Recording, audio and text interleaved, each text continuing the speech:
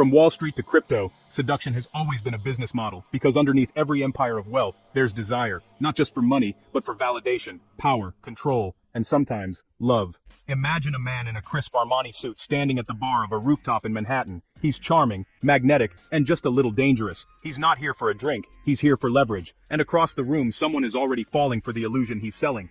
It's the beginning of a dance as old as time, where love becomes a strategy and money becomes the ultimate proof of devotion.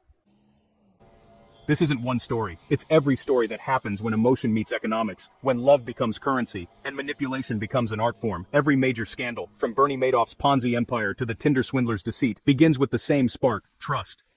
Psychologists call it the illusion of emotional reciprocity. It's when someone mirrors your desires, your fears, even your speech patterns, to create a bond so convincing it feels like fate. But fate doesn't ask for wire transfers. We are wired to believe that love and security are connected, that affection equals safety. When someone gives us attention, our brain floods with dopamine and oxytocin, the bonding chemicals, and, suddenly, skepticism just fades away. That's when the con begins. The Tinder swindler, Simon Leviev, didn't steal with guns. He stole with stories. He created urgency, danger, and romance all at once. I love you, but my enemies are after me. I need you to send money now. Victims weren't dumb. They were emotionally invested, chemically addicted to the fantasy. Every I love you was a trigger, every text, a microdose of hope, and honestly, that's how love becomes a financial weapon. But let's look higher up the chain, because really, this doesn't just happen on dating apps, it happens in boardrooms and penthouses. Take Bernie Madoff. He didn't sell investments, he sold belonging. His clients weren't just rich, they were chosen. He made them feel exclusive, special, part of a secret club where the returns were too good to be true. And yet, every single one of them wanted to believe. Madoff didn't seduce women, he seduced entire institutions. The psychology was identical. Trust me, I'll take care of you. And just like that, the line between financial love and manipulation blurred. There's a term for this in behavioral economics: affective contagion. It's when emotion spreads faster than logic. People don't invest with their calculators, they invest with their hearts. Now let's talk about power, because love and money are both about control. Who gives, who receives, who decides what's enough? In relationships where money flows unevenly, manipulation becomes invisible. Don't worry, I'll handle the bills, he says, but what he's really handling is authority. Financial dependence creates emotional silence, and when someone controls your money, they don't need to control your words, because they already own your choices. The same principle fuels white-collar crimes. In corporate fraud, one charismatic leader often convinces others to trust the vision. It's the same dynamic as romantic deception, except instead of roses, it's profit margins. Every great scam starts with intimacy, whether emotional or financial, and every victim falls not because they were greedy, but because they were seen. Let's go back to that rooftop in Manhattan. The man in the Armani suit, he smiles, leans in and says, people don't understand how lonely success can be. She laughs softly. She understands. Within hours, she'll share her phone number. Within days, he'll know everything about her, where she works, what she fears, what she hopes to achieve, and within weeks, he'll find a way to monetize her emotions. Maybe it's a joint investment. Maybe it's help me buy crypto before it skyrockets. Or maybe it's something simpler, validation. Because sometimes, emotional attention is more valuable than money itself. Economy of seduction, trading affection for influence. It's the stock market of the soul. Here's the chilling part. Most people who fall into financial scandals don't realize they're in one. It starts with loyalty. Then comes rationalization. He wouldn't lie to me. Then dependency. I can't leave now, I've invested too much.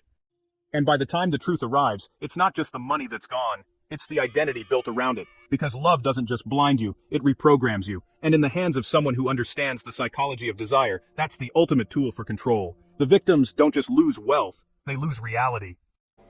And that's where our story deepens. Because in part 2, we'll explore how manipulation evolves, how financial seduction becomes a cult mentality, and how people with power use love as bait to build empires of deceit. There's a moment, right before someone gets conned, when everything feels perfect, the connection feels real, the chemistry feels effortless. It's not chaos, it's calm.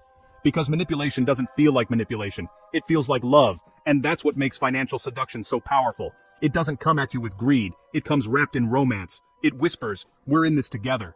But behind that promise is the oldest lie in the world. Someone is always keeping score.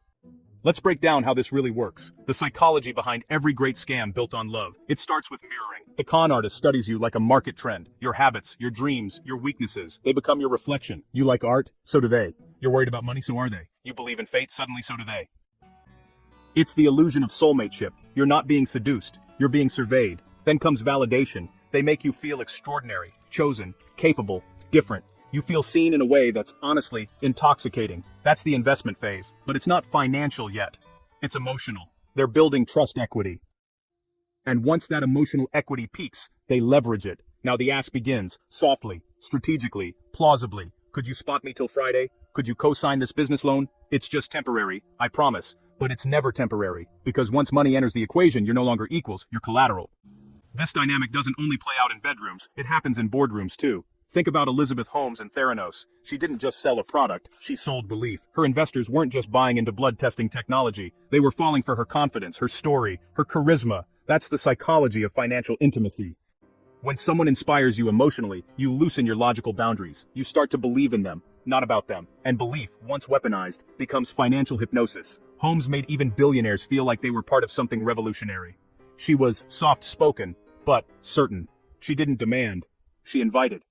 And they followed her willingly into one of Silicon Valley's most infamous deceptions. Love, loyalty, charisma, they're all currencies. And like any market, when confidence crashes, everyone pays. There's a reason these patterns repeat, because the human brain wants to be deceived when the lie feels good enough. Neuroscientists have found that when people hear emotionally charged promises, like I love you, you'll be rich, or you deserve this life, their critical thinking centers, well, they actually dim down. It's not stupidity, it's biology. Our brains are wired for connection before caution. So, when a manipulator frames deceit as care, the victim's body, responds with gratitude instead of fear. It's why cult leaders and financial con artists use the same tools. Charisma, isolation, reward, fear. They don't just take your money, they rewrite your emotional code. And once that happens, you're trapped in what psychologists call a trauma bond. You're basically addicted to the same person who's destroying you. Think of Anna Delvey, the fake heiress who tricked New York's elite. She didn't have millions, she had momentum. She sold an identity that others wanted to believe in. And when people invested in her, they weren't just chasing returns, they were chasing proximity to fantasy. Anna didn't manipulate through force, she manipulated through desire. At its core, financial seduction isn't about greed, it's about belonging. People want to feel included in something extraordinary. That's why they follow powerful lovers, charismatic founders, or glamorous strangers on private jets. It's not the money that seduces them, it's the story of the money. The illusion that, if I'm with them, I'm special too. And that's where love becomes the perfect disguise. Because love justifies irrational decisions. It makes betrayal forgivable and risk romantic. Every trust me baby in a relationship scam mirrors every trust me investors in a billion-dollar fraud. Different stage, same script. But here's what's fascinating, and honestly, terrifying. When the illusion starts to crack, victims rarely walk away immediately. They double down. They convince themselves that the liar just needs time, or help, or love, because the truth is just too expensive to face. Admitting you were conned feels worse than losing the money itself. It's psychological bankruptcy. Your self-worth, your judgment, your reality, all in debt, so they stay. Until one day, a message doesn't arrive, a call goes unanswered, the account balance hits zero, and that's when the heartbreak really begins. Not from the loss of wealth, but from the realization that the love was never real. And what about the other side? The manipulator. For them, it's not just greed, it's addiction. Con artists experience a rush, dopamine spikes similar to gamblers and thrill seekers. Each successful manipulation reinforces their sense of superiority. They feel invincible, adored, godlike. But every empire of lies has an expiration date, because even master manipulators start to crave genuine connection, something their own deceit has destroyed. It's poetic justice. The people who exploit love eventually lose the ability to feel it. As the walls start to close in, cracks appear in every story. Fake heiress is arrested, the tech CEO is exposed, the romantic scammer goes viral for all the wrong reasons. But the deeper question remains, why does it keep happening? Because money and desire feed off the same energy. Fantasy. Both are rooted in what we wish was true. And when love becomes a commodity, truth becomes optional. In the next part, we'll dig even deeper into the psychology of greed, the emotional engineering behind financial cults, and why love isn't just a feeling in these stories. It's a weapon. It always ends the same way, with silence. No more texts, no more wire transfers, no more I love yous, just the echo of promises that were never real. But even as the victims try to piece together what went wrong, a darker truth lingers beneath it all. This wasn't just about money, it was about identity, about the parts of us that believe love can save us, and the parts willing to pay any price for it. Because in the end, every financial scandal built on desire is the same story. A love story turned hostage situation. When the scam collapses, the emotional fallout is nuclear. Victims describe it like grief, but worse. Because death takes a person, deceit takes meaning. Imagine realizing every kiss, every compliment, every shared dream was just bait. It's not just heartbreak, it's psychological dismemberment. You don't know which memories were real, which feelings were yours, or whether you'll ever trust again. Psychologists say victims of romantic or financial fraud often experience cognitive dissonance, a split between what they know and what they feel. They know they were deceived, but their body still remembers the affection. It's like withdrawal from an emotional drug, because love, once weaponized, becomes chemical captivity. But what happens to the people who orchestrate these illusions? Do they move on to the next victim? Do they feel guilt, or do they fall victim to their own performance?